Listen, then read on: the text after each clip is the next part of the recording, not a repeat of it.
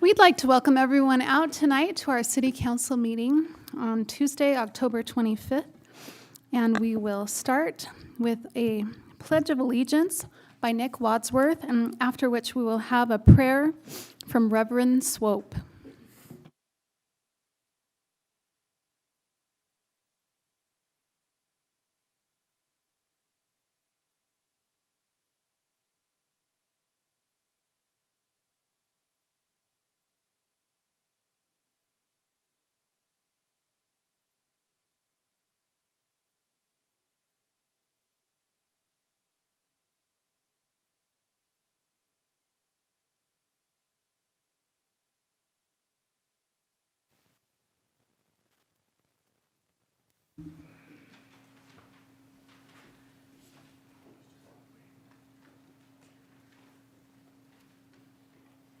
Good evening. Good evening, everybody.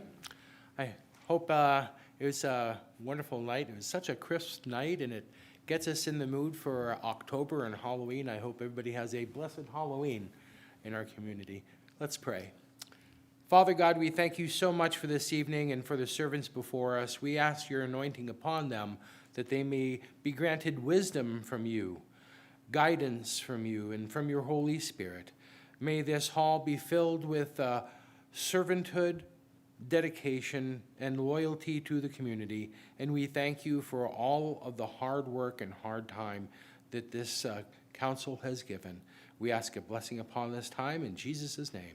Amen. Thank you so much. That is, we're lucky to have Reverend Robin Swope with us tonight from the Bountiful Community Church. Your church plays such an integral part in a lot of the things that we do in our community. We really appreciate you being here tonight. Thank you so much. We now will have our public comment period where each person can speak for 2 minutes. You can speak about whatever you'd like. Just start with your name and your address, and we'll go to that portion of our meeting now.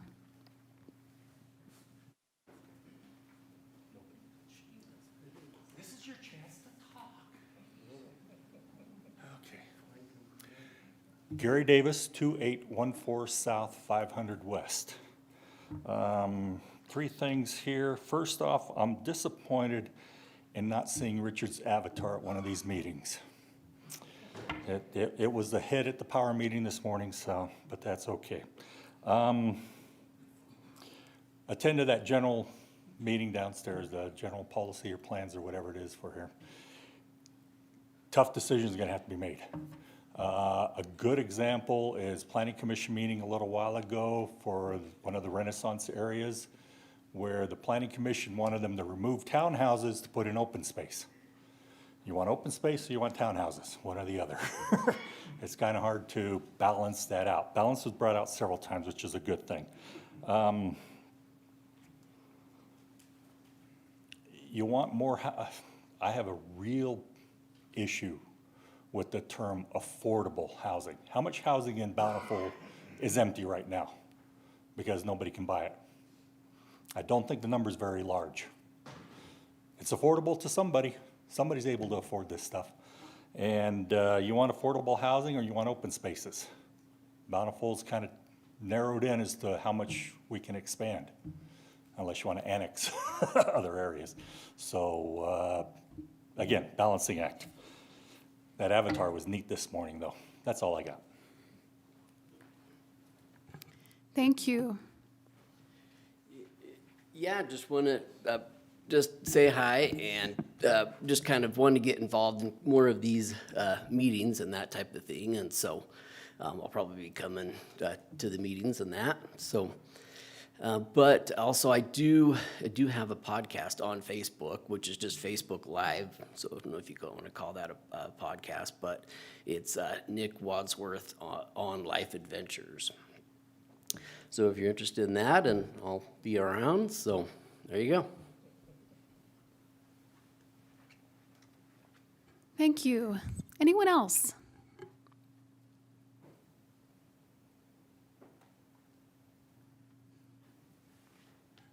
Seeing none, we will close this portion of our meeting and we will consider approval of minutes of previous meetings held October 11th.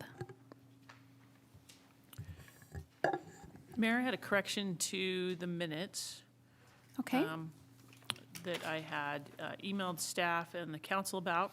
On page 7 of the packet, or 3 of 8 of the minutes, line 9 reads, Councilmember Bradshaw, as a final thought, suggested the Planning Commission look at item G again. My suggestion was not the Planning Commission look at it, but that the City Council. So I would strike the word Planning Commission and replace it with the word City Council. okay. Is there a second? Second. Oh, I'm sorry. So let's just clarify. So is that a motion that you'd like to? It was indeed a motion. Okay.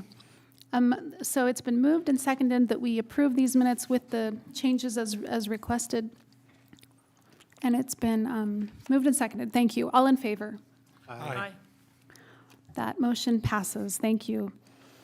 We will now move to council reports, and we'll start tonight with Councilwoman Segura Barr. I have nothing to report this evening. Thank you. Councilwoman Price Hewish. So just from the Planning Commission, I would just like to share with the public that the general plan update, which is being overseen by the Planning Department, and the Planning Commission is very involved with that as well, is underway. And we just had a meeting, an update from the contractor, Logan Simpson Design. Prior to this meeting, it was a great update on the work that's moving forward. And if any members of the public are interested in being a part of that, or taking surveys, or giving your input, that is very much an important and integral part of the process, is public input. And so we encourage and would look forward to any public input as to that process moving forward. And that's all from the Planning Commission. Thank you. Councilman Bell. We, last Saturday, the Bountiful City Youth Council had a pumpkin walk that was well attended. It was geared towards kids up at North Canyon Park, and we are estimating we had several hundred kids and parents participate in that. It was a great event, even though it was a little cold and wet. We also have a CERT program here in Bountiful City. It's an emergency response team for those that are not familiar with CERT, but they are asking for and looking for volunteers to be part of a mock disaster. If you're interested in participating in that as a volunteer, it's on November 5th. That's a Saturday from 9 to noon. And you can reach out to Richard Watson or certclasses@bountiful.gov. That's all I have tonight. Thank you. Excellent. Councilwoman Bradshaw. Thanks, Mayor. Two updates. First, from Lakeview Hospital. There is a drug take-back event this coming Saturday, the 29th, from 10 a.m. to 2 p.m., where residents can clean out their medicine cabinet and drop off any drugs to be safely disposed of. It'll be a drive-through option on the east side of the hospital. There's more information about this both on the city's social media and on the hospital's social media. So maybe consider taking a look at things that you don't need and helping them find the right place. The second update is that the South Davis Recreation District Board met yesterday. The work of the budget of that entity is now commencing. They're on a different budget cycle than we are on. Their budget needs to be adopted in December. As you're all aware, there's some important budget work to be done. We've started looking at revenues and expectations of revenues. Sales of a variety of different types of activities are up. Significant registrations, for instance, of junior jazz right now. but we're still seeing a little bit of a lag in passes, people buying monthly passes to use the facility. So we're continuing to work through that process. Tyson, doing double duty for both the city and the rec district, has created many, many awesome spreadsheets to help us in that job. So in our next meeting, we will be spending time talking about expenses. And I had a question I wanted to ask when my colleague Richard Higginson gets to his report about fiber RFP update, if he wouldn't mind sharing in addition to whatever else he shares. Excellent. It's your turn, Councilman Higginson. I wish I had a really solid update on the fiber RFP. Maybe I could ask my friend Gary Hill over here to the right if he'd be willing to share. Happy to share. Had our last meeting with all hands meeting last week with our consultants and outside counsel, and we are finalizing a selection criteria in the RFP, and our hope is to be able to get it distributed, probably not Wednesday, but probably Monday or Tuesday of next week. It depends on how quickly we can get our last comments turned around by our outside counsel. So, Does that help? That is helpful. I had 2 inquiries just today, wondering what the status was. Super. Thank you. In an effort to not steal Alan Johnson's thunder, I don't have a lot of update from the power department, but I'd ask Alan to maybe give you a very brief Reader's Digest version of our resource update that we got in Power Commission today, as he comes up and talks about purchasing transformers. And with that, I'll be done. Excellent, thank you. We'll be looking forward to that. We would now consider approval of expenditures greater than $1,000 paid October 3rd and 10th. So moved. Second? All in favor? Aye. Any opposed? That passes. Thank you. Now we have the privilege of honoring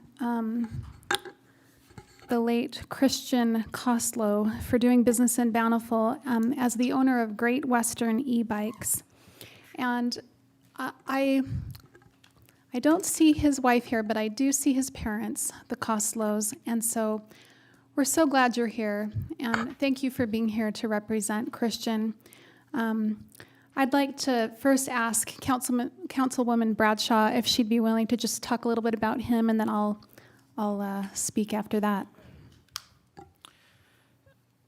So Christian and I first came to know each other because of our shared interest in mountain biking and in the Trails Master Plan that we are working on here in Bountiful. Last year, I wanted to organize, along with our Trails Advisory Committee, a showcase of what we were working on because we were applying for a state outdoor recreation grant. And the year prior, we had been kind of told that our projects weren't quite ready, and people weren't seeing our vision. And I felt like if some of these people on the grant committee could see the vision of what we wanted to build in our foothills, that it would increase our chances to win this grant. And so I wanted to take a number of these outdoor recreation leaders and state leaders up on the hillside. And some of the people we wanted to take weren't, current active mountain bikers. And so the only way to facilitate getting them up on the hill would be with e-bikes. And so, we sought out our friendly local vendor of e-bikes on 500 South in Christian, and he quickly donated some bikes so that we could facilitate that trails ride. He joined the trails ride and added to that conversation. There's a lot that different types of mountain bikers agree on, but sometimes we divide on, pedal assist versus your own power. And he greatly contributed with his knowledge base to that discussion and about how we're designing our trails master plan and how we're working on this system. And it was great that he did that. He facilitated, 2 people who otherwise would not have gone on this opportunity with this donation. fast forward, we did win that $500,000 grant the next year. And this year, we wanted to organize an opportunity for those within our city and in our two immediately neighboring cities, Centerville and North Salt Lake, to understand what we were building so that it would connect on their ends. It wouldn't just terminate. And so again, I reached out to Christian, this time with a slightly larger request of a number of bikes to see if he could accommodate. And he immediately stepped forward. And in fact, when I said I'd be happy to pay for the donation of these bikes, taking them out of your rental pool, he said, absolutely not. We would be happy to facilitate it. And so I just very much appreciated his generosity in helping us with this significant community project, his shared love and interest in biking, his shared love and interest in our mountainside and what we're doing there. And just ever so sad that just as we were planning that ride, he passed and wasn't able to join us, had been planning to join us on that ride. His staff, Timothy Johnson in particular, did an amazing job to step up and make sure that event was still able to take place in the midst of this morning that was taking place at Great Western E-Bikes. And I just think what an awesome thing to have somebody who is a business owner engaged in our community and willing to continue to give back and support and be part of this great dialogue about our outdoor recreation opportunities, which has become such an important part of our community. Well said. Thank you so much, Councilwoman Bradshaw. Yeah, in the time that I knew Christian, when I would go into the shop at Great Western E-Bikes, he always had a big smile. He was a friend to all. And the way that Timothy described it, the store manager, he said that if you came into the shop, then he was really interested in getting to know you, not just selling you a bike. And I really do think he was a friend to all. I loved how in his obituary it said that making memories was a principle he lived by, which is certainly evident by the way that he lived and the way that he served the community and the way that he provided ways for people like me to get up on the mountain that otherwise I wouldn't have been able to do rides like that. And so I just want to thank you, Koslows, for the way that you raised your son and the way that he contributed to our community. And we are here to honor him tonight, and I'd like us to just give him a round of applause and thank him for his service.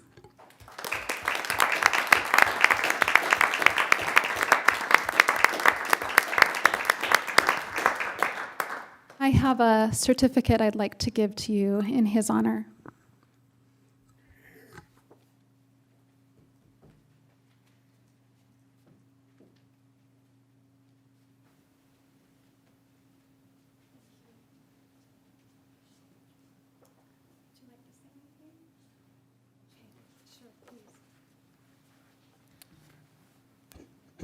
Well, all those nice comments, you'll make me cry again. We're grateful you recognized our good son and his willingness to support anything in his community.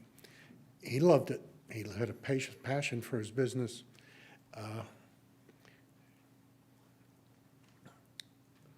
He loved the city of Bountiful. He made many good friends here in such a short time. He's only had that business for 16 months. Now, if you'd have been on that ride, you'd have gone higher and faster and maybe not be able to hang on. He had a real passion for it. Thank you again, Mayor, and for the council and for the city. Thank you very much. Thank you so much. We really appreciate you being here tonight, and we appreciate Christian. We will now consider approval of the purchase of Washington Park playground equipment from Sontag Recreation. Mr. Brock Hill. Thank you, Mayor and members of the City Council. Appreciate your time tonight. Although I don't have any spreadsheets to share with you, I do have some pretty pictures in your packet if you want to look at those. I bring before you tonight the purchase of Washington Park Playground. Over the past few weeks, city staff has reached out to some playground suppliers in the area. As the project management has come to the city and we've been managing that project due to some unforeseen issues with our landscape architect, it was determined that it would be best if the city would contract for and purchase this playground equipment directly with the vendors. That's going to help us save about $12,000 in taxes. So given that, we reached out to 3 different playground suppliers in Salt Lake: Big T Recreation, Sontag Recreation, and Garrett and Company. And we asked each of them to give us just some ideas, give us some quotes, give us some pricing, give us some types of equipment that would go well with the park, given some parameters that we gave them, that the playground equipment had to be all-inclusive, that it needed to encourage social play, that it needed to be available for all types of users. Those were some of the parameters. We asked them about availability of product, knowing that shipping was going to be an issue. We asked them about delivery dates and how far out products were going to, take to get here. I've learned in my own research that there's a project in Salt Lake that was contracted for about 1 year and 3 months ago, and it's still not installed. So that was one of the factors that came into play as we reviewed and analyzed each of the submissions that were sent to the city. We looked at value for dollar spent. It's important for us that we use the taxpayer dollars that are used in this project, the bonds that they approved, that we're using those dollars in the most efficient way that we can, and we feel that value for dollar spent is a big item here. After analyzing all the options and the bids and the layouts proposed, after we looked at all the equipment that was shown in the drawings, I had conversations with each of the different manufacturers to make sure that we were getting the most that we could get for our dollar. And I was assured by all of them that we were. But after looking at all of them, it was determined that Sontag Recreation's option number 2 best fit our parameters and the requests that we made. We feel that they were the most responsible return in the bids and quotes. So tonight, that's my recommendation to you, is that the City Council accept the proposal of Sontag Recreation, layout option number 2 as shown, and authorize staff to enter into a purchase agreement for landscape structures playground equipment in the amount of $150,000.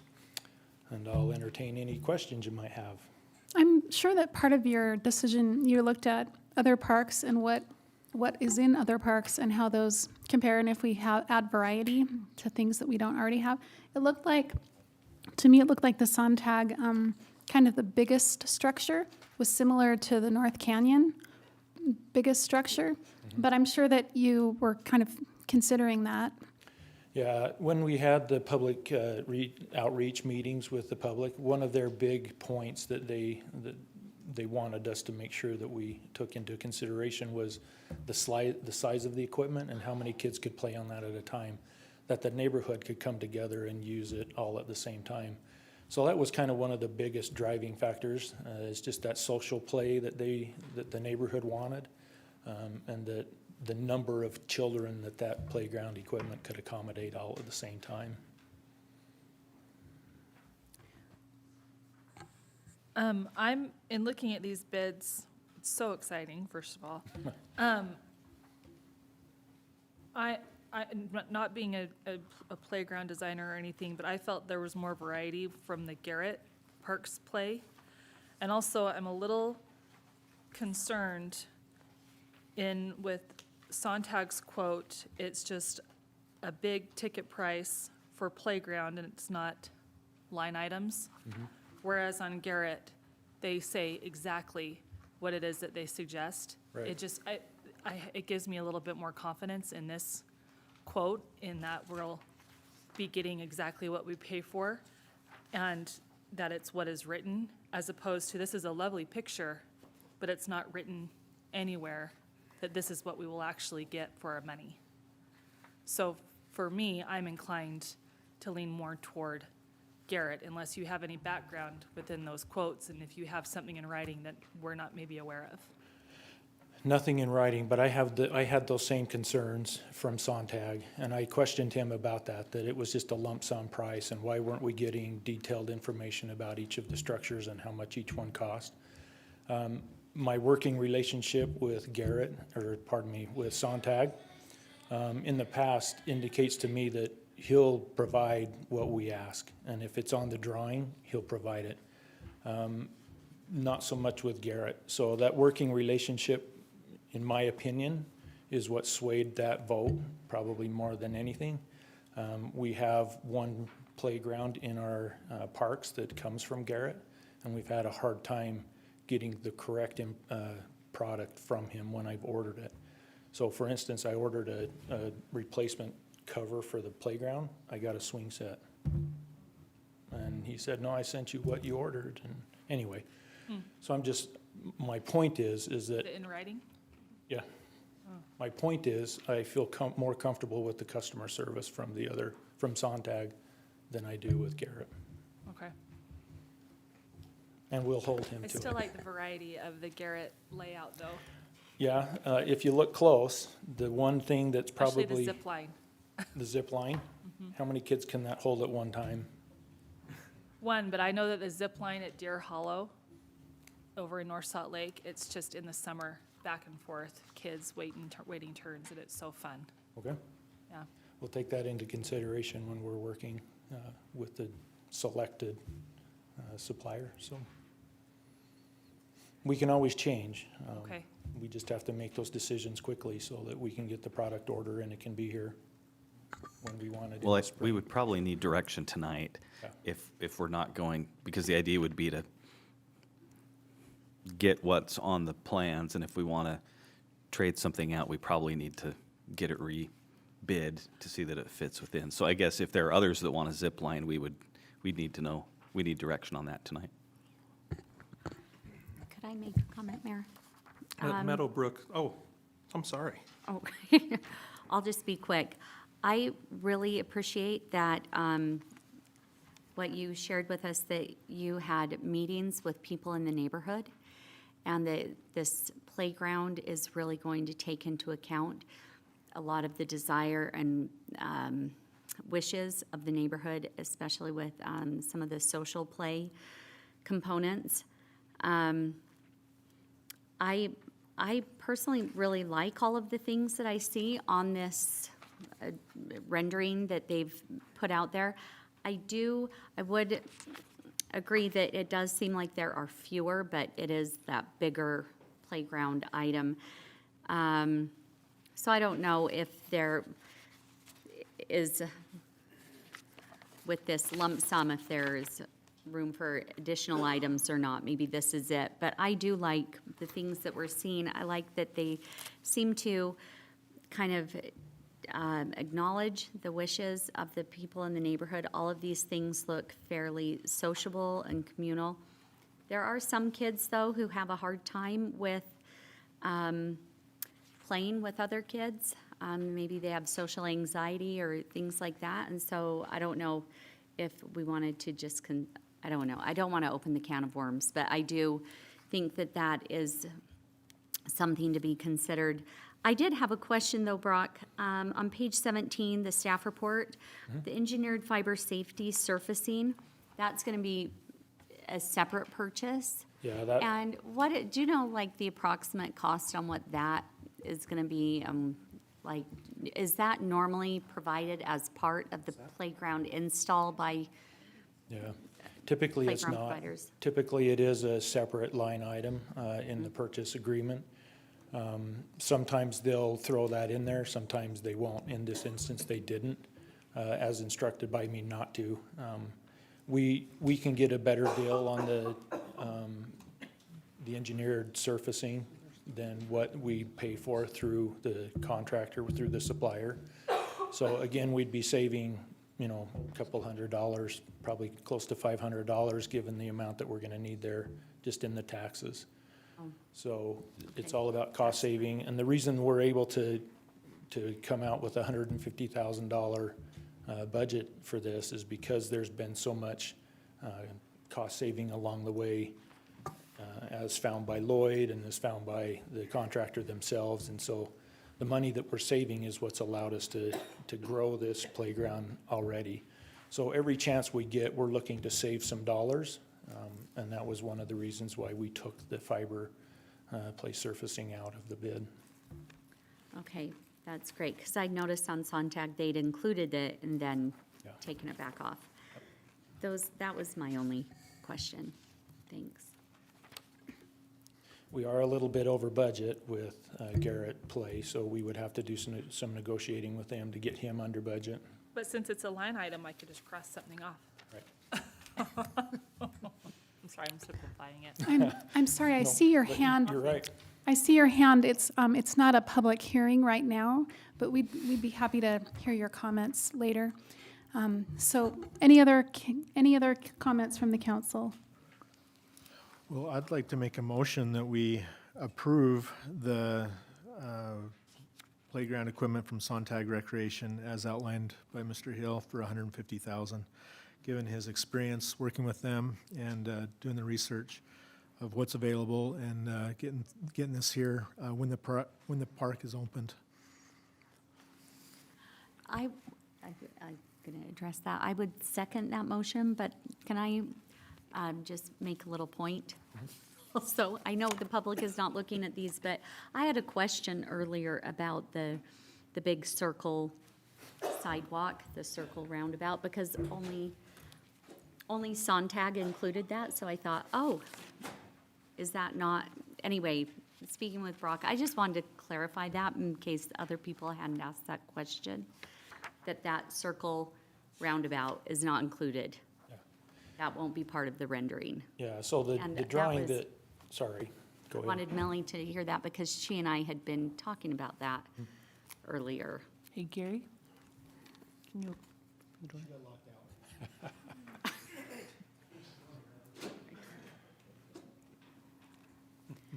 Okay, the motion has been, it's been moved and seconded to approve of this. Maybe for her benefit, I'll address that. Sure. Yeah, that would be great. So when the suppliers reach out to us, we just send them a generic drawing, a master plan. And that was that was the earliest approved master plan that was sent out. Sontag was the one who received that. The other ones just received some prior, from earlier on in the design. They used what they had from prior to the approved master plan drawing. So Sontag had the approved master plan drawing, that's where that circle came from. The other two did not. They were using outdated information. So that's why you'll see it in Sontag's.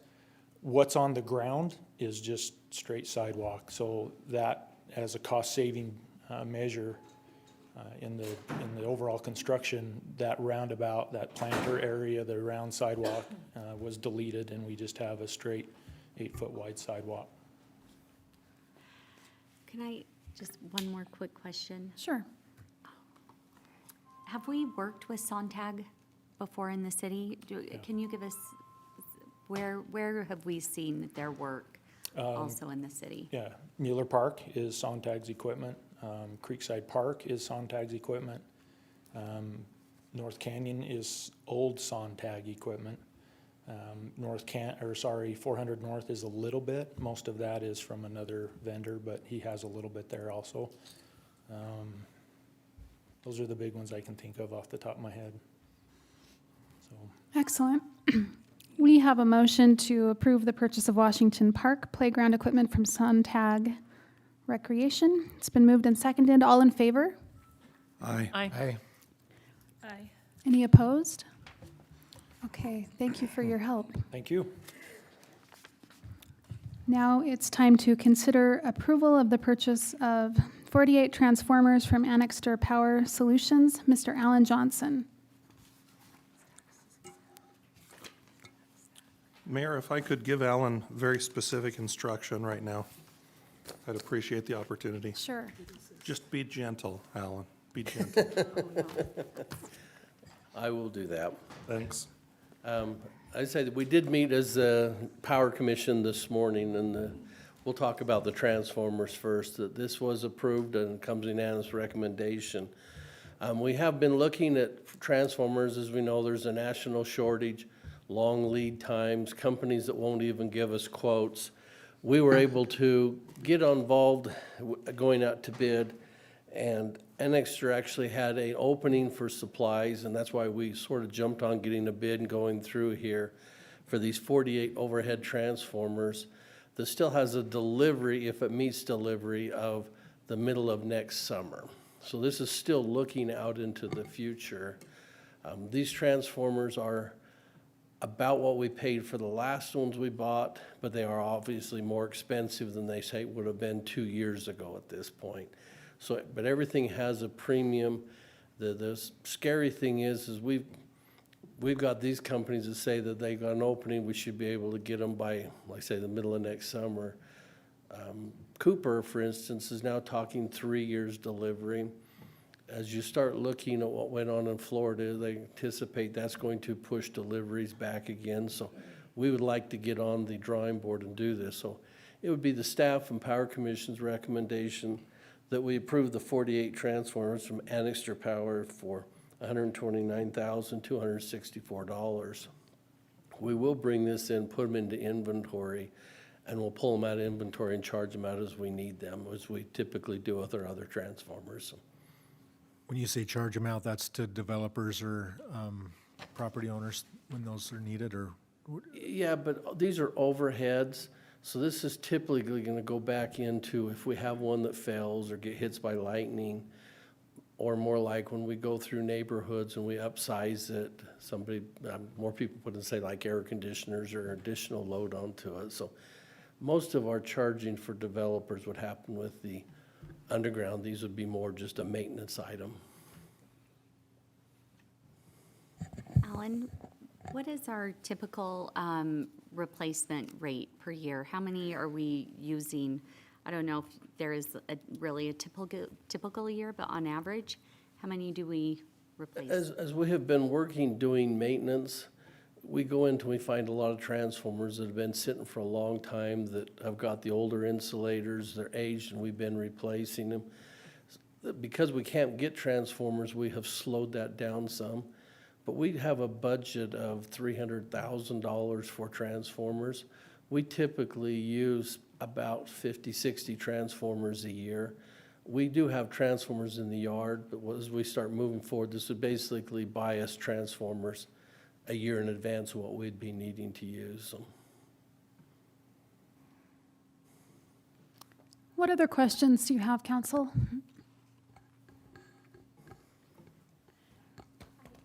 I just had another, just if you could tell us a tiny bit about the difference in the 37.5 versus the 50. What would determine which we're using and where? Well, it would be the number of homes that we hook to them. The 37 is just a little bit smaller transformer. It's a little bit lighter. So if we come back and we have, say, 4 homes hooked to it, we'd put a 37. What's above that would be putting the 50. And the reason why we don't just go with all 50s is because we have to take them and you actually carry them into backyards in most cases. And then you have to hook it to a pulley system and lift it up onto the pole. So weight becomes a pretty big issue as you're lifting it with basically a winch at the bottom of the pole with a rope that's pulling it up. And some of the poles as we work, the new poles but some of the older poles, you don't want to have additional weight. So the 37.5 is just a little smaller. It's used if we have less homes, the 50s if we have more homes or bigger homes that are hooked onto it. So. Thanks, that's informative. Thank you. Okay. I'll If be you're- happy to make a motion that we approve the purchase of the 48 transformers as has been presented. Second. All in favor? Aye. Any opposed? Excellent. Thank you, Mr. Johnson. And I will be sweet and kind and try and make this very quick, but I will try and condense my, I don't know, half hour, 45 minutes this morning down into just a minute or two. As we look at resources, and we'll be glad to be making some more in-depth ones as we go, our Colorado River, which is the Lake Powell or Glen Canyon, continues to be down. Obviously, it's early in the winter, and we'll know more as winter, but we still have another year under the 2-year emergency order, which I anticipate that will carry on. So it leaves us shorter resources, and we're looking for resources. Our ace in the hole was our IPP project that we'd always be able to come. We have not called power this winter, concerned about coal supply plus the transportation, as we've talked. You probably have seen in the news the Lila Canyon fire. Well, 25% of Utah's coal comes from that mine and is still shut down. So coal is a big issue not only for the IPP plant, but for Pacific Corp. And so basically that's going to potentially drive costs up, nighttime power, base load as they struggling to get coal. Our San Juan project, they threw the last bucket of coal in the boiler on September 28th. It is shut down. Unfortunately, it's now becoming a matter of litigation, and that will be bringing some more updates onto that as between the contract with Enchant and Farmington, New Mexico, and this issue is floating around. So again, be more to come with that. The natural gas for our power plant up through early spring is a little over $10 a decatherm on the future market, which if we run our plant is about roughly 10.5 to 11 cents for generation cost. And again, where our retail rate is 11 cents, that doesn't make a lot of sense, so it's expensive. We may have to do it, but that's just expensive. The Red Mesa Solar Project is scheduled for commercial operation in February of next year. They're getting it up and ready to go, so that is good news. It'll be going. Our steel project that has done blading, if you remember, both of those were delayed, has come up with another force majeure. They're having trouble with the silicon sand. Customs won't agree with what they've done. They anticipate another 3-month delay on that project. So we thought that would be coming on later next fall, but it could be December or January the following year. So we did spend some time, as we know, we signed the non-disclosure, and Gary and Richard and I did go up to Corvallis and went through the carbon project, the nuclear project, and looked at that. You know, some issues that's looking very favorable. Subscription is still an issue that was into it.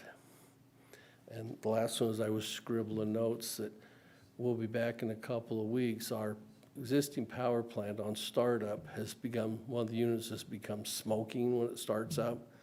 It's got oil that's leaking through a seal.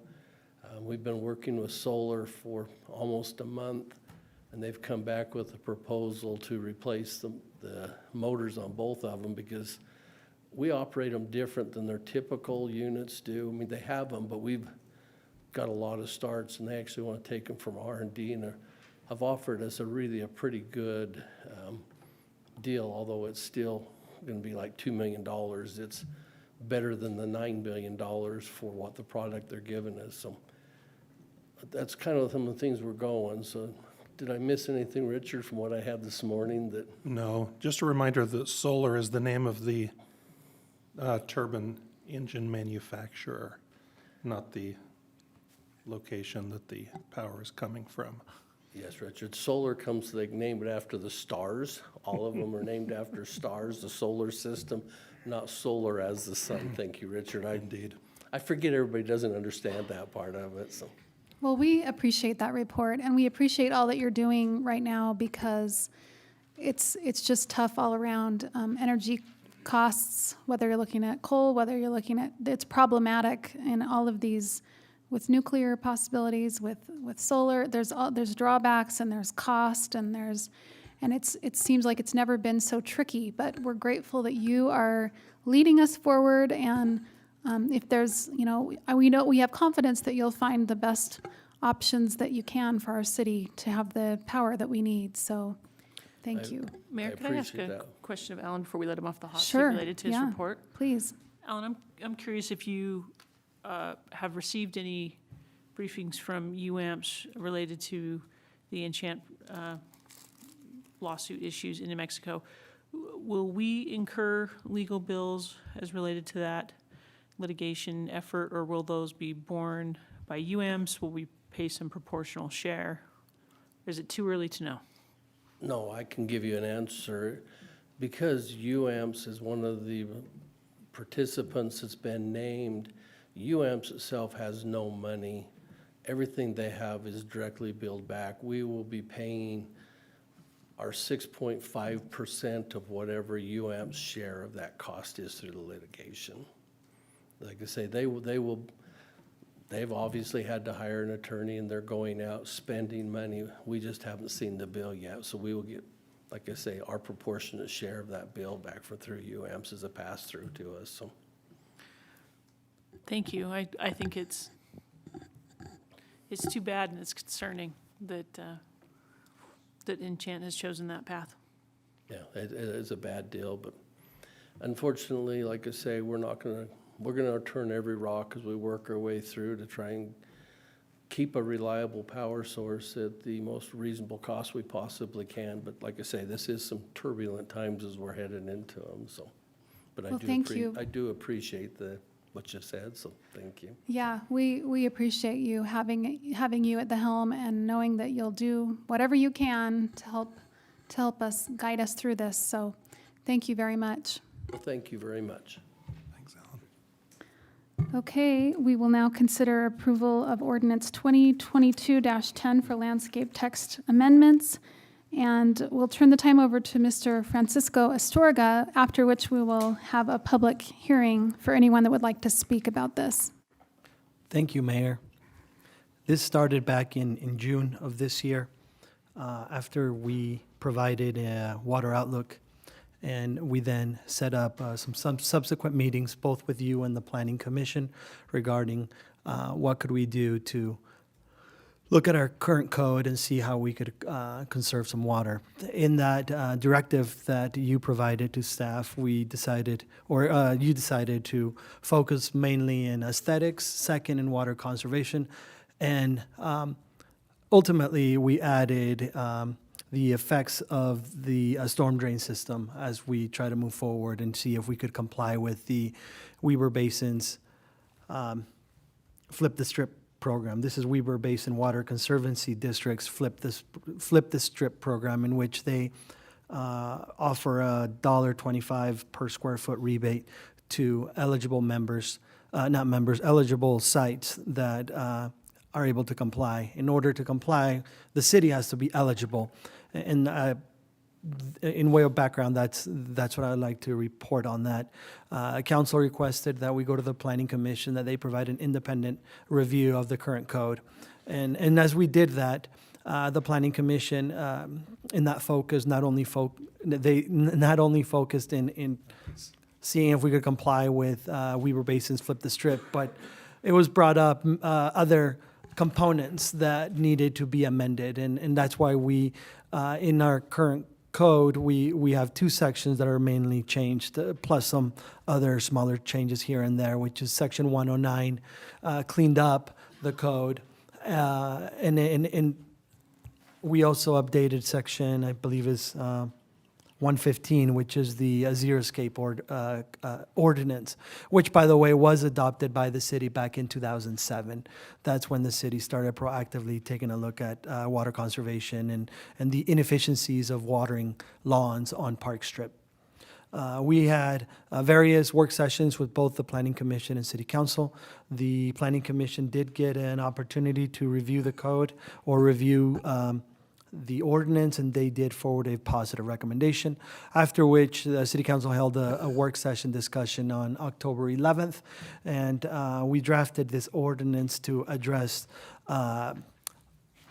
most of those changes. I said most because at that time we had one missing member, I think, from council, and we were somewhat split, and that's what we left in the code regarding whether these changes should be triggered by an addition of 750 or more square feet to to existing single-family development. I do report that I had an opportunity to take this current ordinance and run it by Weber Basin, and it does comply. It would make us eligible to participate in the program. This is something that they do. They inspect. You have to be able to show them that you have grass right now. If you already flipped the strip, you do not qualify. This is just part of the rules and regulations. They're not 100% happy with our regulation because of the addition component, but they're willing to live with that. We would be able to participate in their program. So with that said, we did respond to your comments. And after thorough discussion with staff regarding boulders, we added that back in the ordinance. It was actually a prohibition that was drafted by staff and reviewed by the Planning Commission, but we did have an opportunity as staff members to rethink and take a look at boulders, and it was added back to the current proposal. We do need you to review the ordinance and decide whether the addition of existing single-family dwellings as drafted should be left in the code or not, as well as reviewing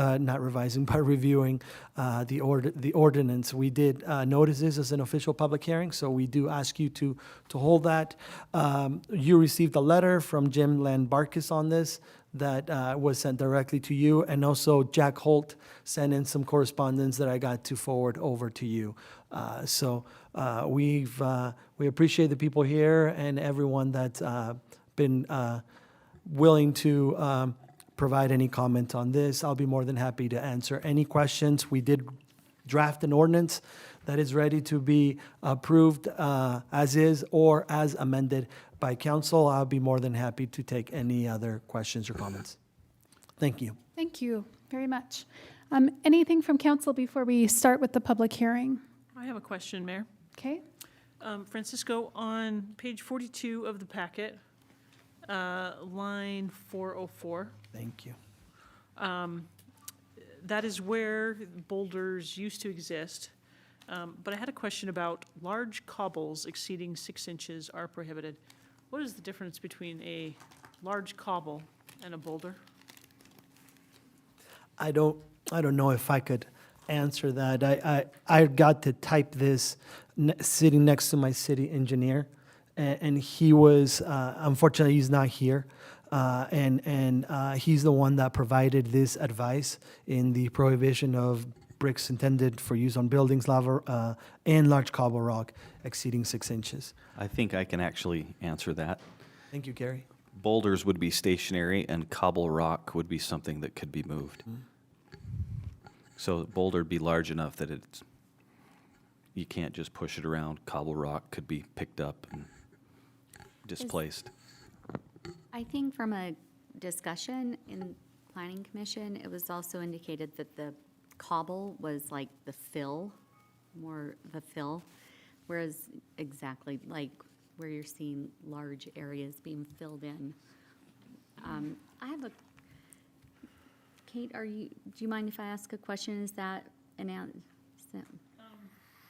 Feel free to supplement Okay. the discussion. I'm not sure that I'm convinced that we didn't intend for that to come out along with boulders.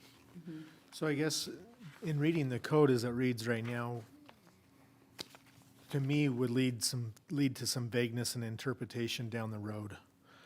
And so I think that probably needs some clarification of what cobble is, and if we're allowing a boulder of 7 inches, if it's stationary, would that be considered a boulder at 7 inches or 12 inches, or at what point does it become a boulder and allowed?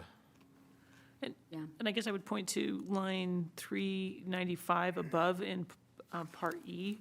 So cobble up to 6 inches is okay, but cobble greater than 6 inches is not okay, but yet we're okay with boulders. It just has left me scratching my head.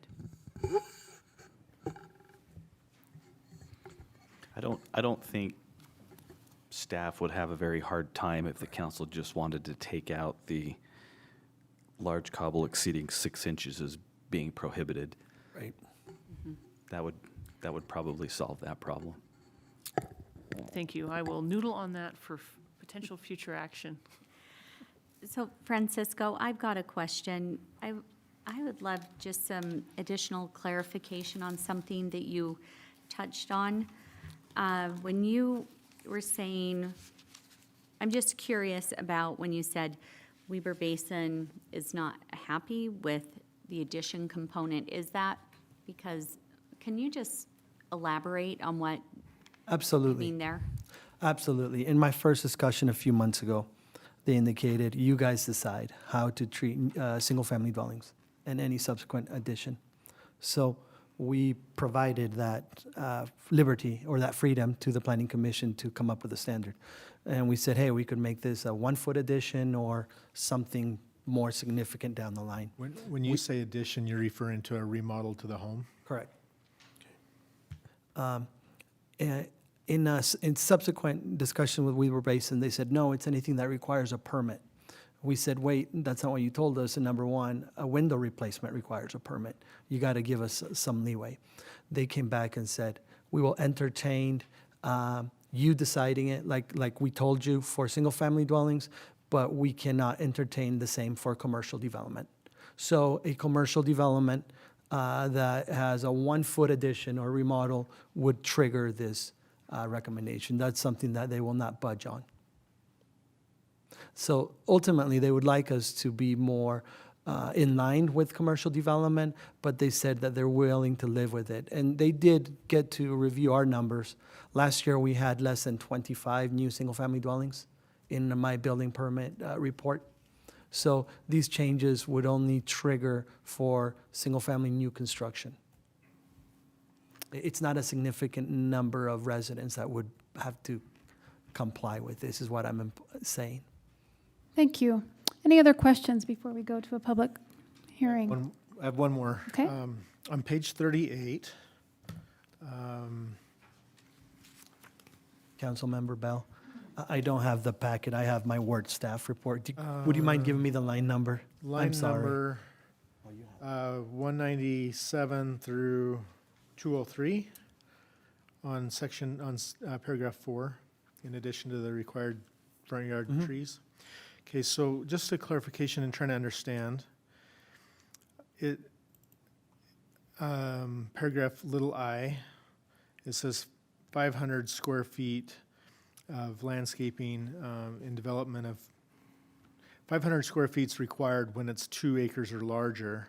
The paragraph below, if it's less than 2 acres, it requires more landscape of 750. I'm trying to understand when it's less than 2 acres, it requires more landscape than if it's above 2 acres. You follow me there?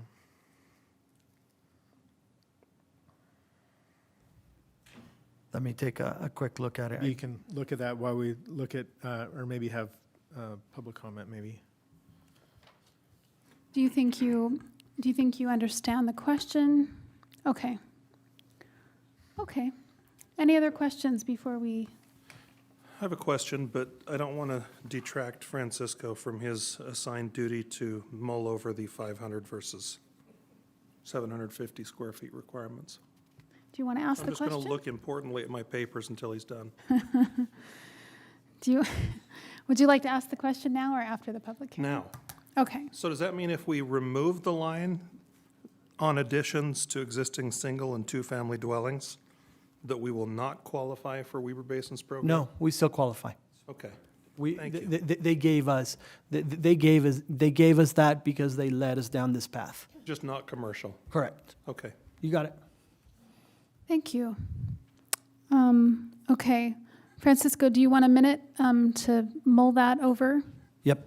Okay. We will now open for a public hearing for anyone that would like to address the council about this landscape ordinance. these text amendments. So please, state your name and your address and whatever you'd like to say. Can I ask a procedural question before I start? I have 10 copies of my testimony. Can I give it over? Sure, absolutely. We can pass that down. Thank you. Mayor, can I say something to Mr. Holt? Yes. You are a wizard at composing emails. Well, if you talk to Francisco, he'd say I talk too long, so I Well, that's- apologize for that. That could be one interpretation. But they're very organized, detailed, on point. So my compliments. Thank you, sir. Let me try again.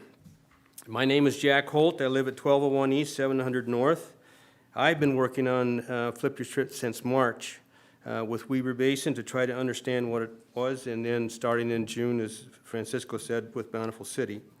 My goal was to give the council a citizen's view of how new ordinances apply to installing the parking strip, and from an aesthetic, water conservative, and maintainable solution. As the discussion proceeded in planning and city, there were two definitions that were not clear to me. One of them was the aesthetics, and one of them was the percentage in greenery. So since aesthetics and plant coverage were important to the Planning Commission, I decided I needed a more precise definition from landscape experts, both in academics and also working landscapers who had expertise from artistic and scientific points of view. I interviewed experts in landscaping, conservation, including landscape architects, people working in the field, including the Church of Jesus Christ of Latter-day Saints, and Xeriscape landscaper at J&J Nursery. I also wanted to know what limitations or guidance was being given by the state, and so I consulted with the Department of Water Resources and also found a significant study from the University of Utah and from the Utah Department of Natural Resources, which you guys have a copy of. I haven't read it all myself. I sent 2 papers to San Francisco lately that I found that gave the results of what I found from the experts and the impact on ordinances, and I'll try to summarize it quickly here.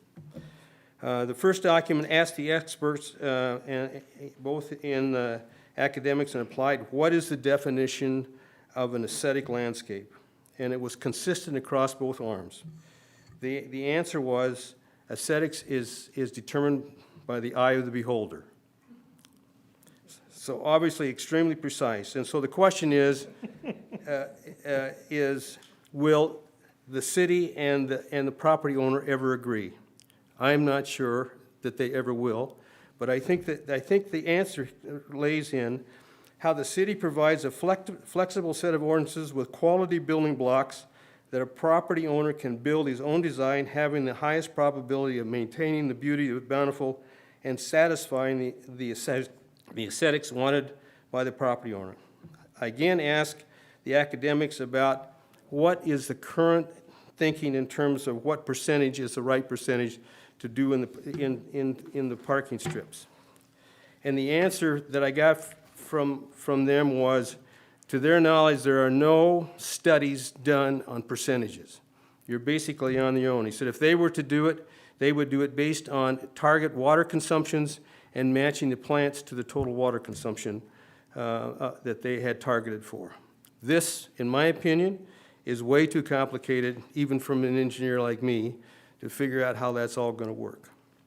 After talking with the landscape designer at J&J Nursery and the Church of Jesus Christ of Latter-day Saints for their temples, I was told that they felt that aesthetically they could obtain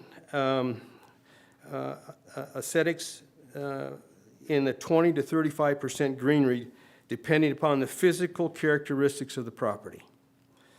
So the definition of aesthetics is not precise about what it determines as beautiful and ugly. And so I'll give you a quick example. From my neighborhood, I had my next door neighbor planted the whole thing in greenery. In 2 years, he tore it back out because in anybody's opinion, it was really ugly. Okay. So the temple landscaper thought his percentage was somewhere around 35%. And I would argue, how many temple grounds have you been on that you would not think was relatively beautiful? And they really started water conservation about 10 years ago. So some of the older buildings don't have what you would call xeriscape type ideas in them. So from my point of view, with relatively wide differences in percentages, you can create ugly at high and beautiful at lower. It's just how the property person decides to put it in.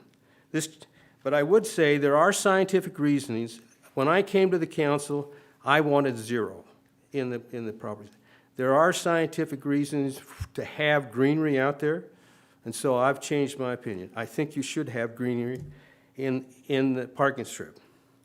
So in the second document, I said, let me look at your ordinances.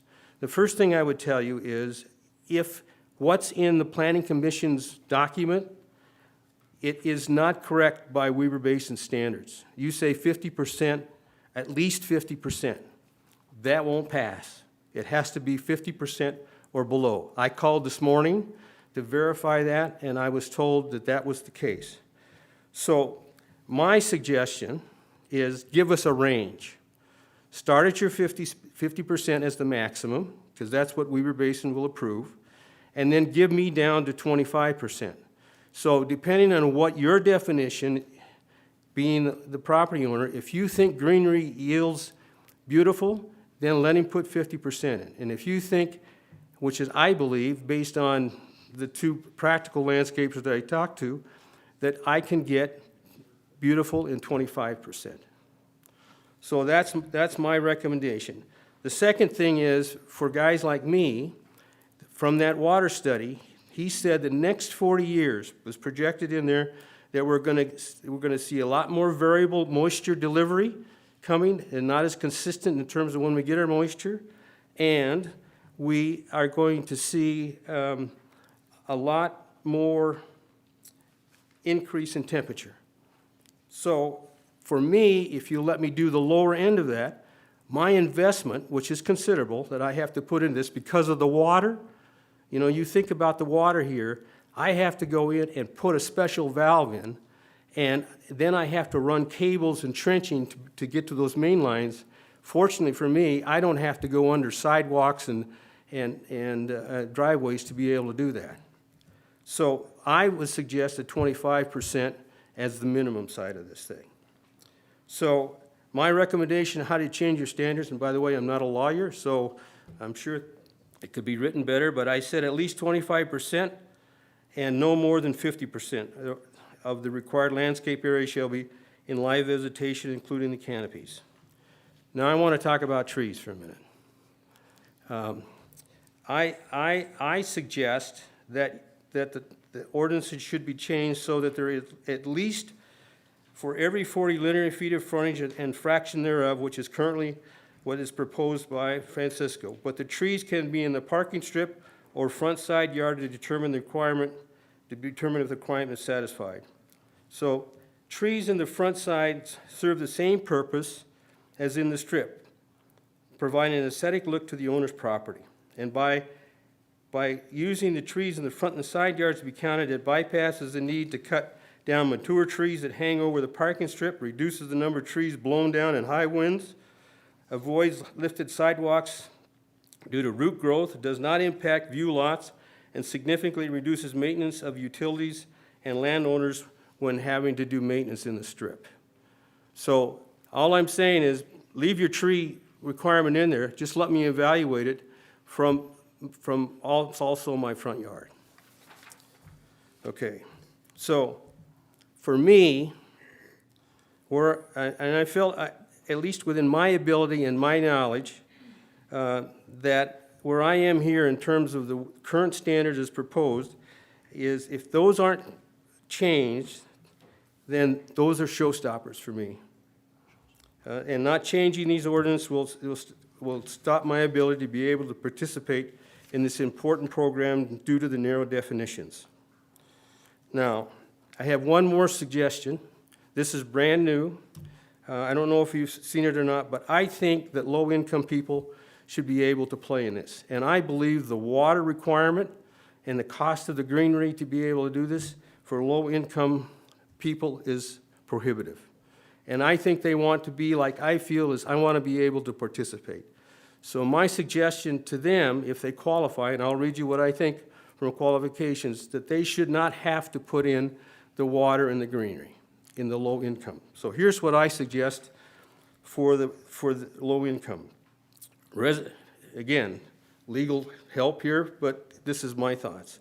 Resident properties owned by low-income families will be allowed to use no greenery and no water in the parking strip.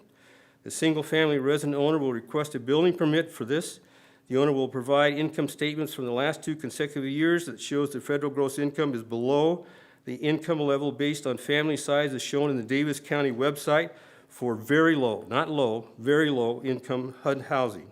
This permit will be added to the Weber Basin Flip Your Strip agreement that is signed, approved, and filed with Weber Basin.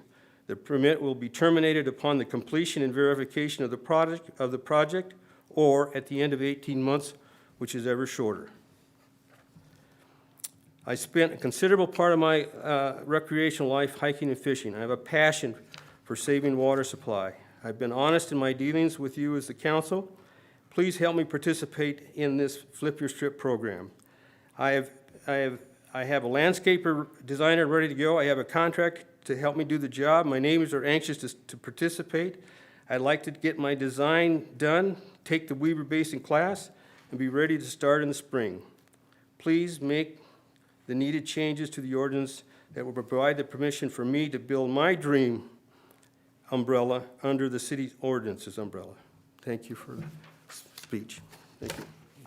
Thank you, Jack. Thank you very much. Anyone else that would like to speak?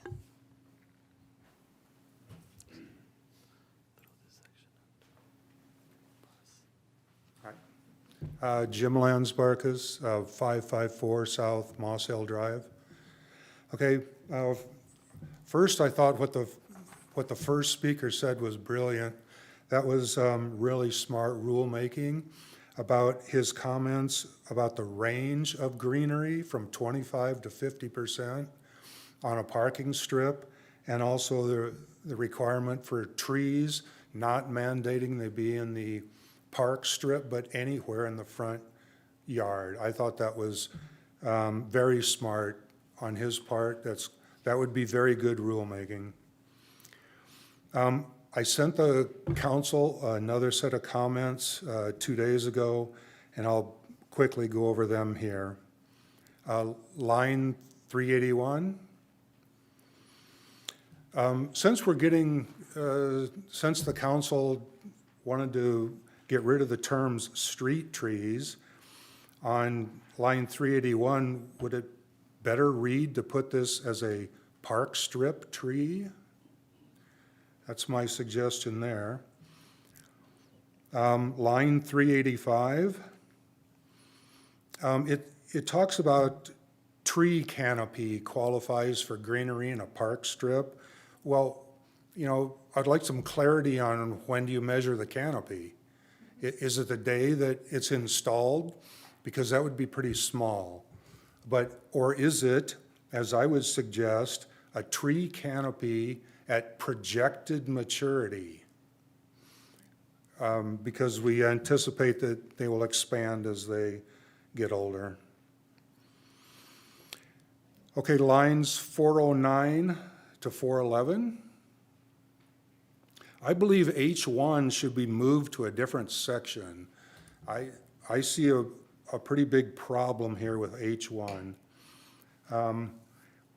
If you have a existing lot, single-family home, it says, I'm exempt from H, which talks about lawn. But if you go up to this section's about xeriscaping. So what this basically says is, I can put in lawn in a park strip if I am xeriscaping. That's what it says now, so that's why I believe H1 was put in the wrong section. If this is something you would like to retain. I think it should go in some other section and be moved out of xeriscaping. Okay, and then I have a general comments about grandfathering in current homeowners and their lawns. So can people keep their current lawn? Are they grandfathered in? Or must everybody in the city change to these new rules?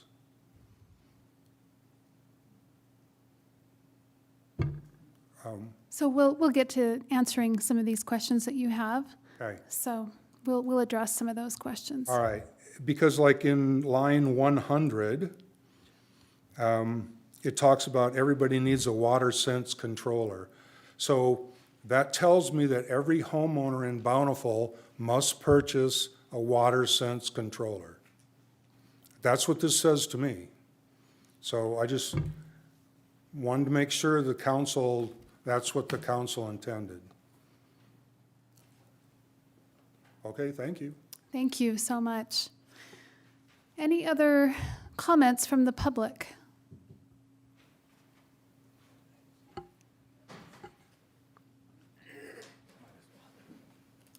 Gary Davis, 2814 South, 500 West, here in Bountiful. I have a corner lot, doesn't have a parking strip. The grass goes right up to the curb. So a lot of this, at the moment, doesn't affect me. I do have a little concern that Weber Basin is dictating to the city what kind of landscaping they can and cannot have.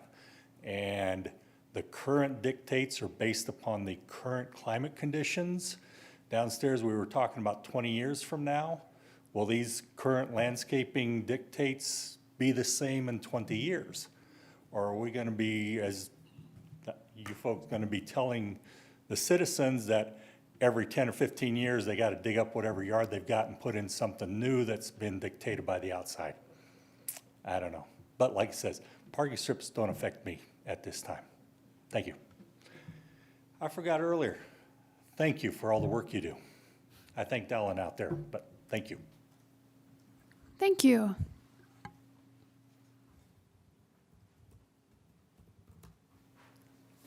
Hi, my name is Randy Peterson. I live at 859 East Center Street in Bountiful, and I am a former hydrologist with the Bureau of Reclamation.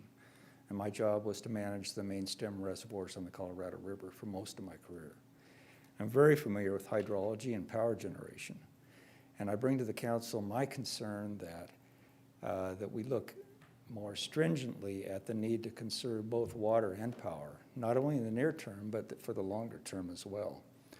We're only within 1 or 2 years of running out of Glen Canyon generation unless the hydrology changes. Well 18 in Bountiful is now drawn down 57 feet from where it was 40 years ago. So we're either robbing the Weber Basin water or our groundwater or our M&I water, and we're taking it all from the Great Salt Lake.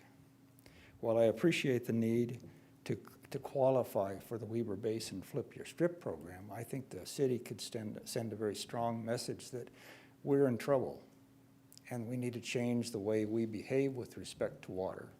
And it goes beyond the Flip the Strip. And unfortunately, the same thing applies to power. It's unconscionable to me that the city has restricted or denigrated the value of residential solar generation to the extent of reimbursing homeowners.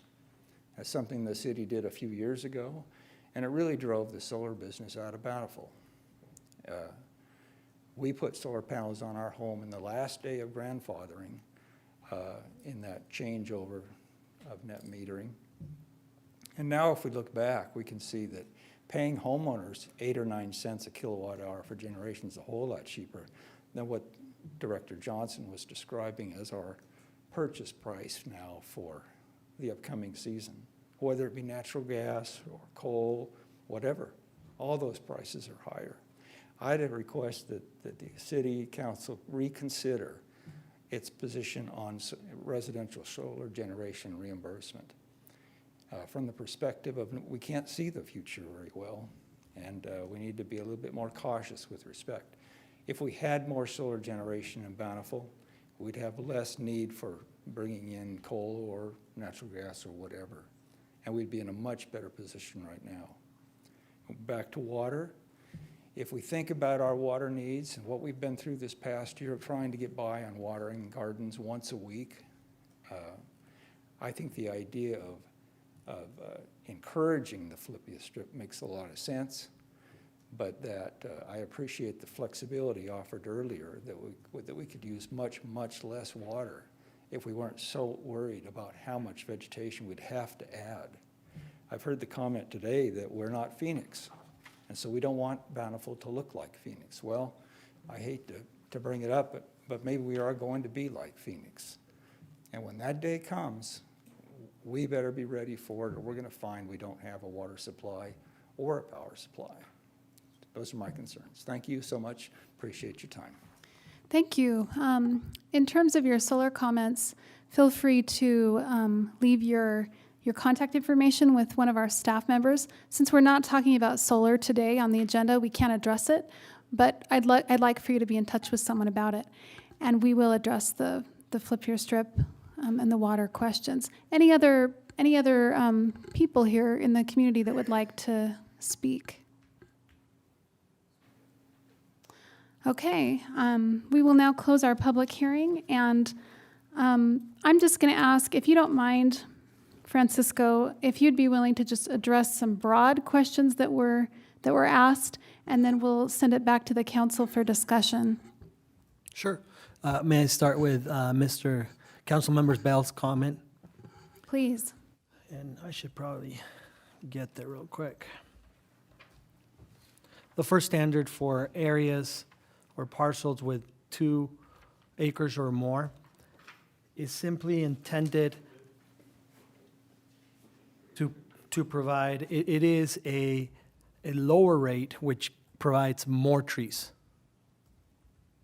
So in doing some quick math, I'm sorry, that's how I'm wired. I have to do the math, and that's why I just did a 2.0 acres, converted into square footage, assumed a 15% open space requirement, and then divided that number by 500 square feet. That gives me a total of 27. If I take a site that was 1.99, just below the 2.0, I do the same exercise, I get 18 trees that are required. So the little I, the Roman numeral 1 there, provides a higher number of trees required for sites that are 2.0 acres or larger. So it's a smaller rate, but then it gets applied. You get more trees in the bigger site.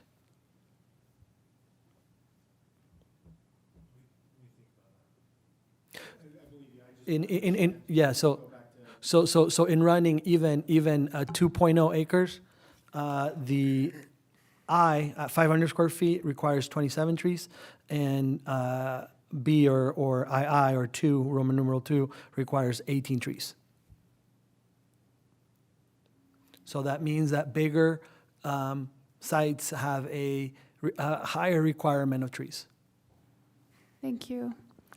May I also, I'm just realizing too, it's important to look at what was crossed out in, Sure. was the commercial language in the existing code? Correct. So I think some of the intent here too was to not require commercial developments to have more trees than necessary. I think that was part of the distinction between the two. The thought process was that the second standard it specifically says multifamily developments and commercial. How about the multifamily that is more than 2 acres?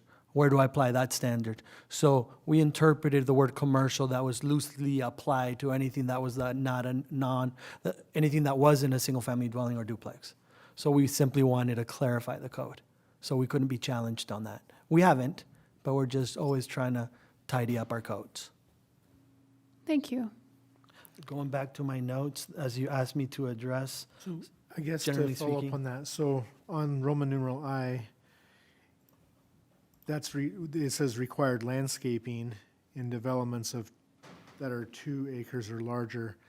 That's referring to trees. You're Correct. turning that landscape into trees. Correct, It's because it's one little line under the A. correct.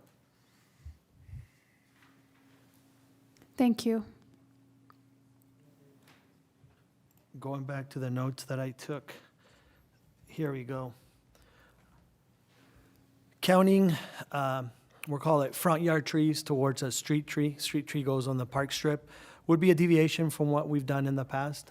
We can legislate as such. We would have to make sure that if we go to that route to see what qualifies as a tree. Is it trees in the first 10 feet, or is it any tree on the prop? We'd have to quantify in area what that would mean. Live vegetation range from 25 to 50. In essence, we're dropping it to 25. We would have a minimum requirement. If somebody wanted to provide more than 50 right now, they can. They could fill up the entire park strip with plants if they wanted to. Currently, our code says 50. Weber Basin says cities, to participate, you cannot require more than 50%. So that would simply be dropping it down to 25. Providing relief for very low-income homeowners would be a zoning huge difficulty. We don't do this for any other standards. Looking into incomes, it would be a first for us to do that for the Flip the Strip program. The Park Street term, we can go ahead and address it. The commission and Councilmember Price Hewish recommended renaming the street tree from the front yard tree, which makes sense.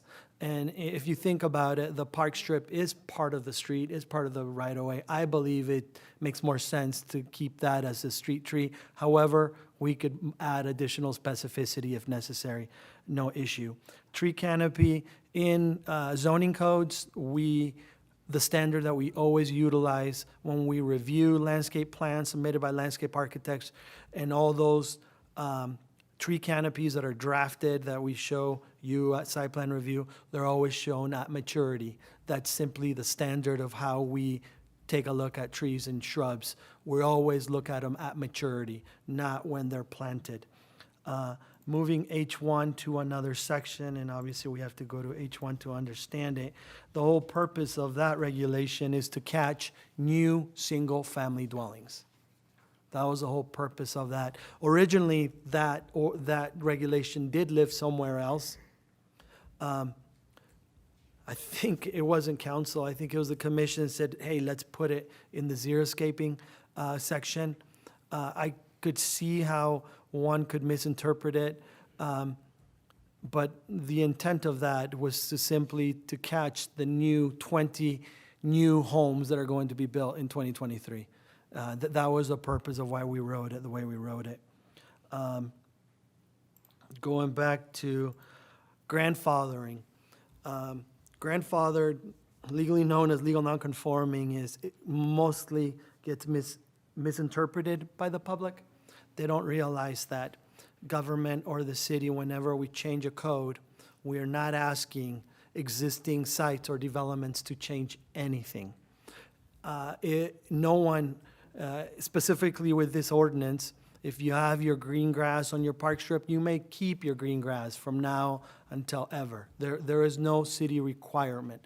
The only requirement that would be kicked in would be for commercial developments, non-single family and duplex dwellings, for new construction, and for remodels and additions. That would certainly kick in, and it would also require it for brand-new single-family dwellings or duplexes that are being built.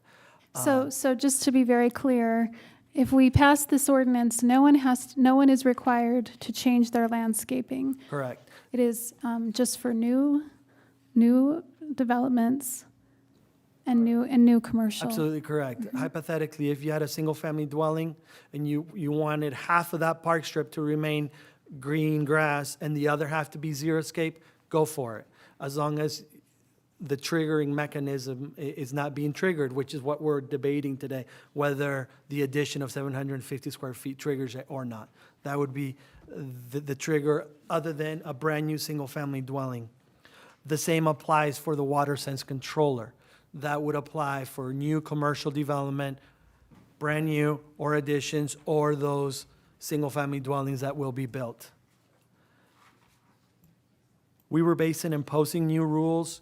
The city looked at this back in 2007. I don't believe that we did it simply because, and I wasn't around in 2007, not in the city at least. It wasn't done because people wanted to introduce other materials. It was done for water conservation, and we introduced all those rules and regulations. Not much on the record other than that. And I already addressed the same comment that if the rules change again, people don't have to go back and dig up their park strip. If you don't want to do anything to it, the city cannot come after you for that. And then the last comment was simply about conserving water in the long term. Thank you for those answers to the questions. What other questions do you have, council, about this ordinance? Questions or comments?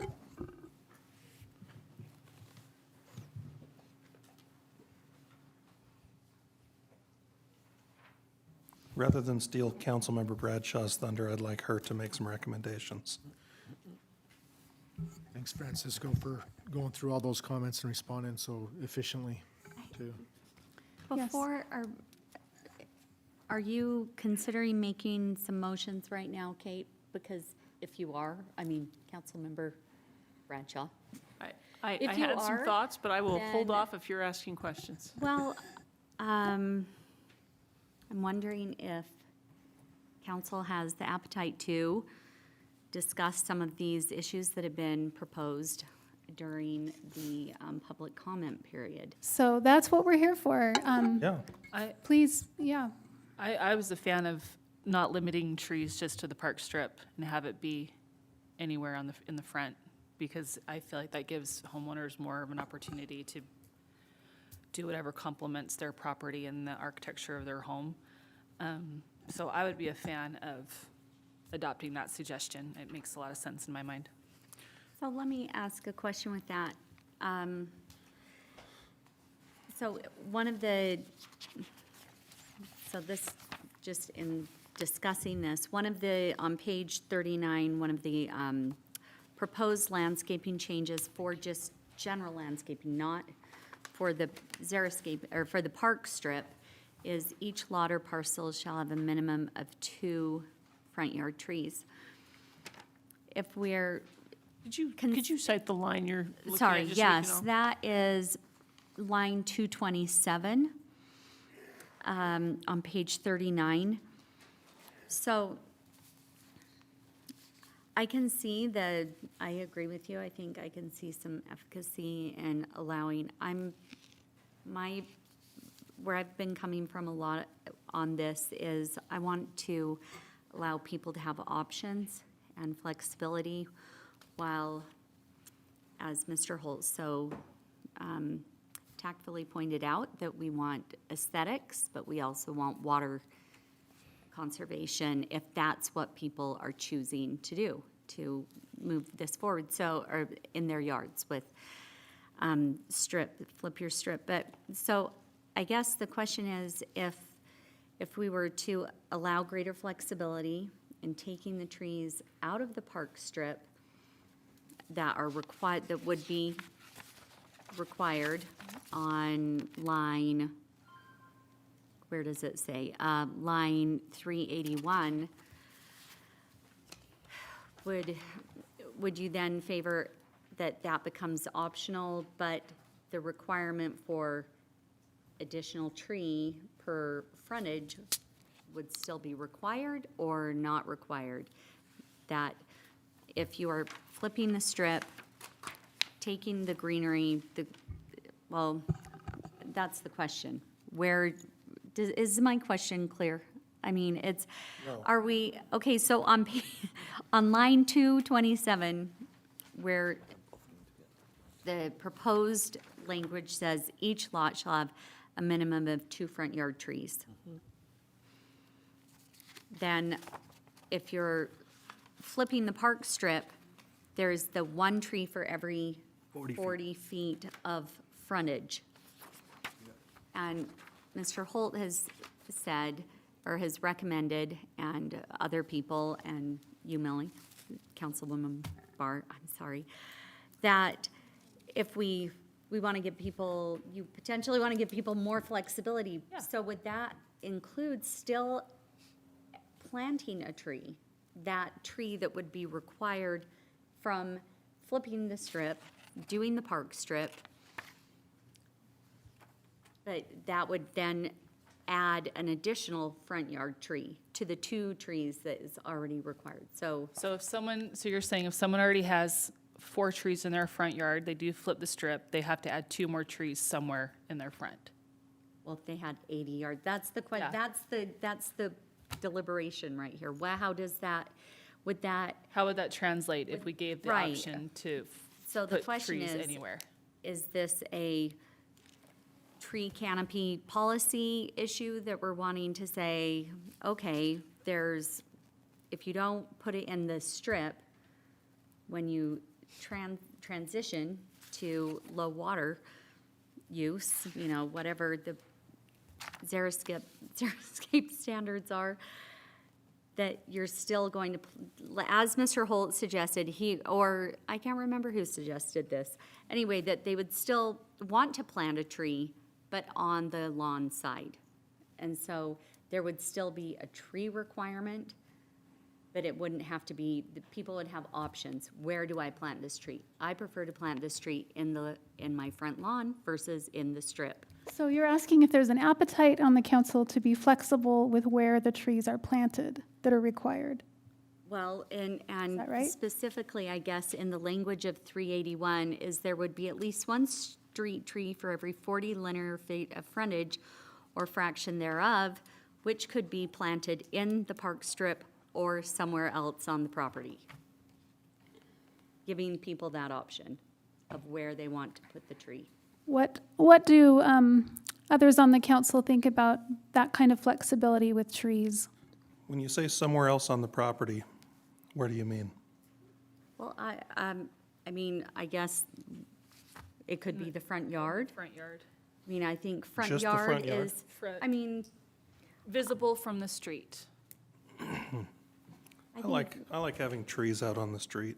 okay. That's just my opinion. I think, I'm only one person. no, but that achieves the goal of aesthetics while also achieving the goals of tree canopy, while also achieving the goal of allowing flexibility. Thank you. Jesse, you have a question? Francisco, can you tell us what the definition of a front yard tree is in the Yeah, code? it's in the code. It is line 229 through 233. Front yard trees shall be required along each tree and any reverse frontage conditions. Here it comes, front yard trees shall be located within the front and street side yard setbacks. And the setback is? It depends on the development. On single family, it would be 25 feet from the property line. So the reason why we wanted it or we drafted it like that, which is mimics the same language that we have for commercial development, in that if you push a house back, the house is 50 feet, and we didn't want a tree to be there 40 feet away from that sidewalk, from that front property line. We wanted to push the trees towards the front, yet providing a 25-foot buffer. Can I ask a clarifying question on this point? Not buffer area. So Francisco, are you saying that you feel that the code is providing the flexibility? No. You're not. You're saying it The does code- not. The code does not provide the flexibility. The code, this section that I just read, the 2 additional trees, was a recommendation that came from the Planning Commission, knowing that most sites out there already comply with that. But what they were trying to mitigate is water conservation and someone coming in and putting just rocks, not one shrub, not one tree. So this regulation for new construction, by the way, this would only apply for the new construction, would make it that you can put rocks all over your front yard, the entire area, but you have to provide 2 trees, and then you have to come up with that shrub requirement. So we have some greenery, so it's not just brown rocks along the front. So this was hey, by the way, let's fix this while we're doing the entire landscaping code. So there is no substitution as currently drafted in the ordinance. And when you say it does require shrub that's one shrub for every 200 square feet. Correct, that's the standard. And I would like to have the council consider that to be 8 shrubs per 200 square feet. If we look at 30% of 200, that's 60 square feet. That's definitely more than, Mr. Holt referenced different percentages, which I agree with him. So you would like to increase the number of shrubs that are required? Yes, because I think that would be a very small fraction of greenery in a landscape. Okay, so let's talk about the council's appetite for being flexible with the trees where they are and increasing the number of shrubs. What are your thoughts, council, about those two items?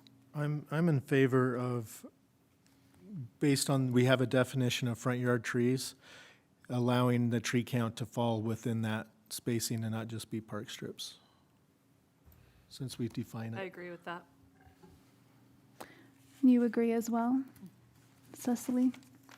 Councilwoman Price I do, as long as it's still, like it's worded that way in the language on 381 with, like with the option of placing a tree in the front yard or the park strip to fulfill that requirement.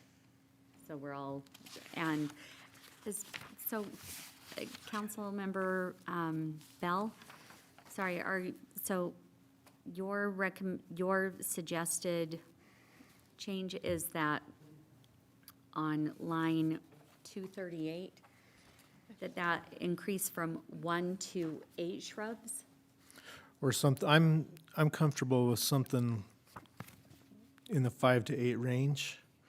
But we reference 1 shrub for every 200 square feet in several locations, and I think all those locations should be something larger than 1. I think that just would not be a green. It'd be very sparse and look very silly. I can provide a quick example. We took a minimum frontage of an area, I believe is 80 feet, measured a 25-foot back for the setback area. That's my front yard area, the front of the lot. We went to the worst-case scenario, which means that in the front yard area, you cannot have more than 50% of impervious surfaces. So we took that worst-case scenario, took that number, divided it by 2, 50%, and then we applied this ratio of 1 shrub per every 200 square feet. We get 6 shrubs in that area. So they maximized their impervious coverage along the front yard, and per this ratio, they get about 6 shrubs on this lot that has the minimum lot width required in the zoning code. But the 200 square feet is impervious surfaces, so how do you count? So if you have 200 square feet of landscape, which is like 13 by 13 or 14 by 14, or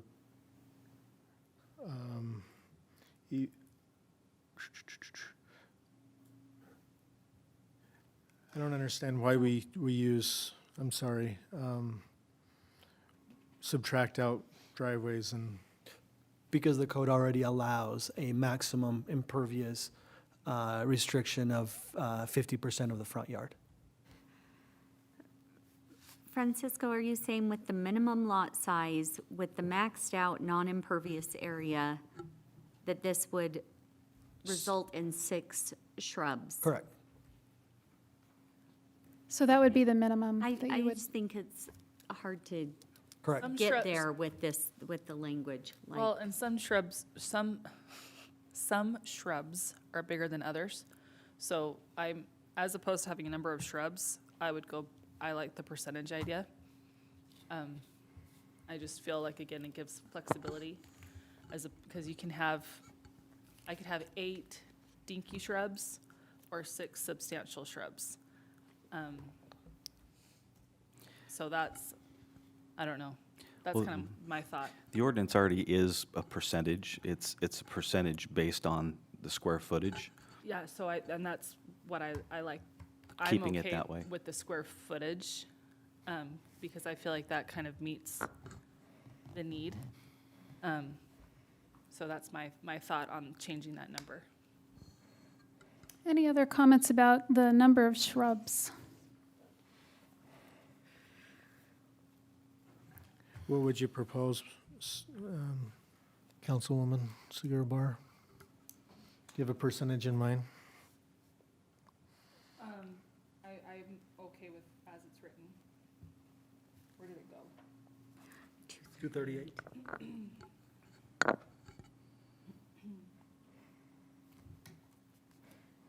1 per 200 square feet. That's how it's currently written. Correct. And people can do more if they wanted. Absolutely.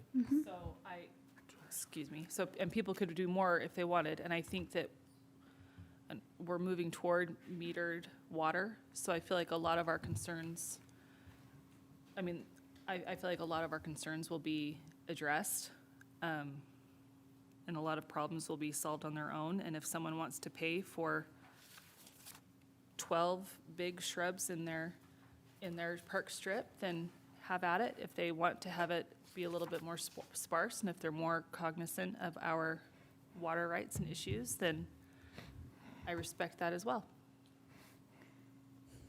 Any other thoughts or comments about shrub sizes? Maybe just an example. Yes. So if we have a 25-foot front yard setback, and the home is, 80 feet wide, or the yard is 80 feet wide. You subtract the driveway and sidewalk out of it, and you're going to end up with 6 or 8 shrubs in the front yard. Just based on the square footages, as Francisco had said, but just as an example. So for every 8-foot wide swath of yard leading back to the house setback, you have a shrub required.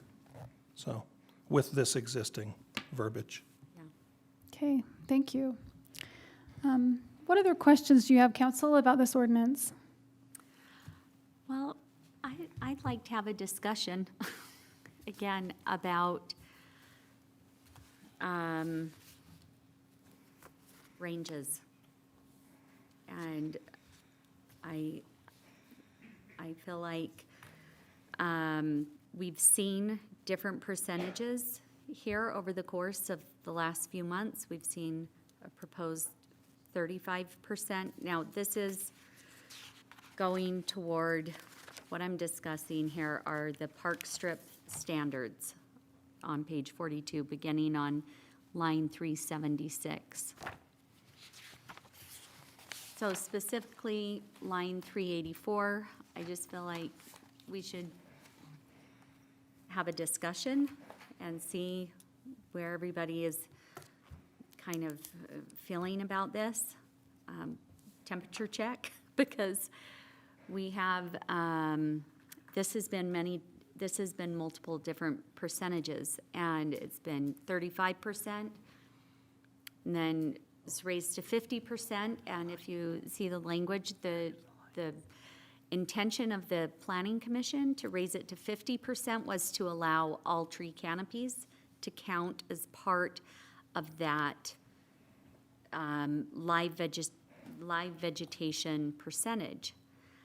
Now, I'm going to just step, a little out there and say, I think the purpose, this was a very lively discussion, a long debated point on the Planning Commission, and we're going from 35 to 50%, and the point was that the tree canopy could add to, that live vegetation requirement in the strip, specifically in the strip. So if we're saying above that in subsection A, well, let's allow more flexibility, either have the tree in the park strip or the front lawn, then I think we have to kind of address this B and where we, the live vegetation in the strip, the percentage. And if we want to discuss a range, if we're not going to require that the trees actually be in the strip, I think that's a conversation that maybe we want to have. So what you're saying is if Am I those, making sense? maybe, I was gonna maybe reiterate a little bit. So if that tree is on the home side of the sidewalk, and there's no trees on the park strip, but in theory, on this code, it would allow, the canopy would be over the park strip, and so in theory, someone could not have anything in the park strip. Well, so that's why I think we need to address it, because if we're trying to avoid the all rock having live vegetation, then maybe we want to consider it more as, well, I think we need to change this language that at least whatever percentage of the required landscape area in the park strip needs to be live vegetation. And if the tree requirement in subsection A is fulfilled in the lawn, then what does that look like in the strip? Is it a 30%? Is it a range? We need to have something planted there. Wouldn't the tree have to be planted in the park strip in order to count towards park strip greenery? Yes. Thank you. Would you be comfortable, Councilmember Price Hewish, with 35 and 50% as our ranges? Between 35 and 50% of the required landscape area shall be in live vegetation? I personally would. I like having a range and the ability to put the tree in a place that works best for the homeowner. Cool, but I would recommend that the tree only count towards park strip landscaping if it's planted in the park strip. Agreed. How does the rest of the council? Oh, that's the mayor's job. Sorry, Mayor. No problem. How does the rest of the council feel about that? I feel great. I made a note. How does the rest of the council feel about striking "and large cobble exceeding 6 inches"? In favor? How does the rest of the council feel about striking "and additions to existing single-family and two-family dwellings consisting of 750 square feet or more"? Agreed. Sweet. Then when you guys are done, I'm ready with a motion. Excellent. Thank you. So, With the caveat, Mayor, with the caveat. Yes. If I could, that this will qualify folks for flip your strip. As little as that matters to me, as long as it still qualifies people for that.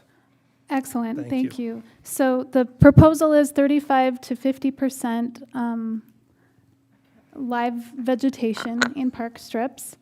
And what's the language that you are comfortable with in terms of the flexibility of the front yard trees? Or Mayor, I think that with the current verbiage, trees planted in the park strip could be counted towards that 35 to 50%. If they're just front yard trees, then they would not be counted towards it. okay, and in terms of flexibility for the location of the trees, is there a proposal of that language?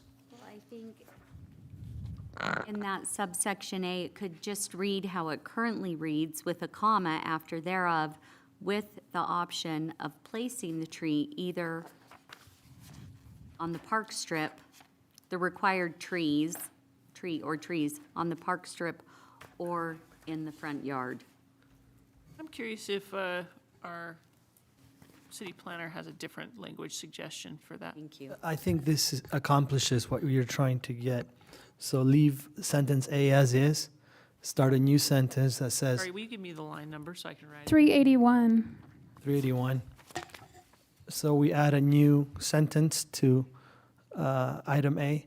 Street trees may be placed within the front and street side setback areas. Street trees may be placed within the front and street side setback areas. And those setbacks are defined in the code. Correct. Okay, I'm comfortable with that. So if we do that, I know I'm maybe being dense here, but if we do that and they move out of the park strip, then we're no longer requiring potentially any landscape in the park strip. Is that true? You'd have to have 35 to 50%. Would you not? So the language for that proposed, But trees proposed- count for that. If they're planted in the park strip. It's not what it says. May I make a suggestion? I'll try Please. this again. Sure. I think it would be better if we, rather than trying to craft the code on the fly, that you gave us direction on the points, which I think you have, we reiterate them, and then we come back at the next meeting with an ordinance that's drafted with the language. Can I make a comment to that, Mayor? Sure. To our esteemed city manager, there was very specific instruction given last meeting that this should be brought forward with at least one of these items crafted in a way that we can just axe it without having to go back for further revisions. And I don't think the other revisions are complicated enough that, although the discussion tonight proves me wrong before I even finish the comment, so I'll just end there. Yeah. Thank you. Okay, any other discussion points for direction for Francisco so that they can bring back a final ordinance? Mayor, I had a summary of motions I was prepared to make. I'm happy to list them, A list of them. and that way the staff can note them, or colleagues can move on them, just so that we see if we have that consensus and they're all listed. Sure. Okay, so the first change I had prepared for a motion would be on line 245.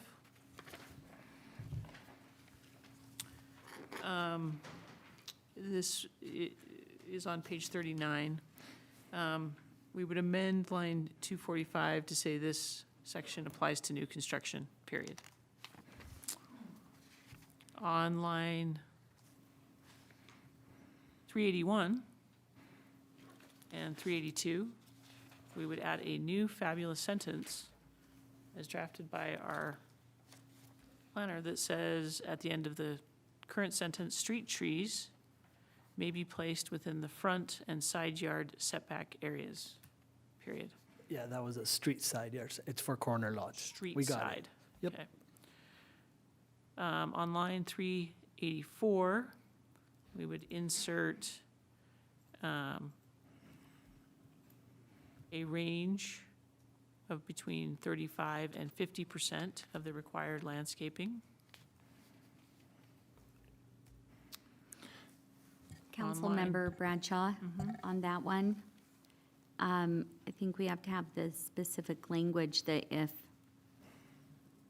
people exercise the option in A, I mean, you said it very clearly, Councilmember Higginson, but if they choose to put the trees in the front yard, then there is still the live vegetation requirement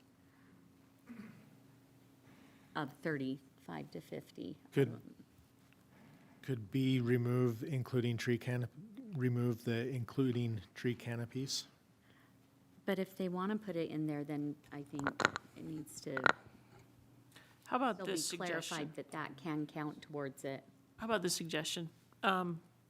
Do we have a consensus that that is our intention? And then staff can Yes. figure out how to draft it? Yes. I feel comfortable that my non-motion implied list includes that.